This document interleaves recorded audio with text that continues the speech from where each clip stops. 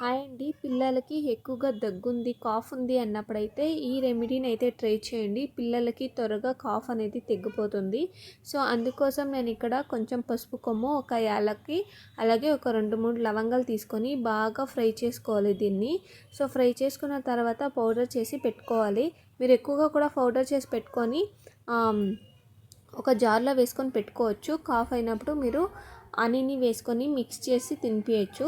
So అప్పటికప్పుడు తినిపించే బాగా result ఉంటుందన్నమాట. సో ఇలా బాగా పౌడర్ చేసుకున్న తర్వాత కొంచెం హనీని వేసి మిక్స్ చేసుకొని పిల్లలకి తినిపిస్తే కాఫ్ అనేది త్వరగా తగ్గిపోతుంది. సో మా అమ్మాయికి ఎన్ని మెడిసిన్స్ వేసినా అది తగ్గట్లేదు. సో అందుకోసం అయితే ఇలా మా నాన్నమ్మ చెప్పింది ట్రై చేయమని. ట్రై చేశాను. చాలా కాఫ్ ఉందన్నమాట. సో ఇలా ఉన్నప్పుడు మనం 2 డేస్కి 3 డేస్కి 1 టైం ఇలా తినిపించాము అంటే కాఫ్ అనేది త్వరగా తగ్గిపోతుంది. ఈ చలి మీ పిల్లలకి కూడా ట్రై చేయండి. Thank you.